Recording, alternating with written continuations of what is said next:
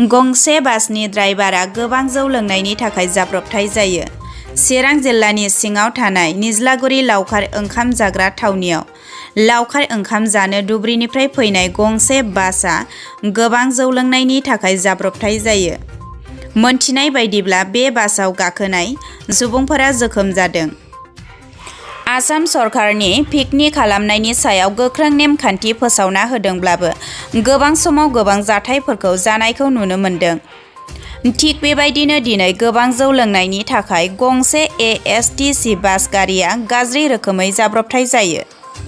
चिरां जिल्लानि सिङाव थानाय निज्लागुरि निज्ला पिकनिक स्पटनिफ्राय पिकनिक खालामना फैनाय गंसे एएसटीसी बास गारिया गोब्राबै कारेन्ट पस्टआव गाज्रि जाब्रबथाय जादों होनना मोनथिनो मोन्दों।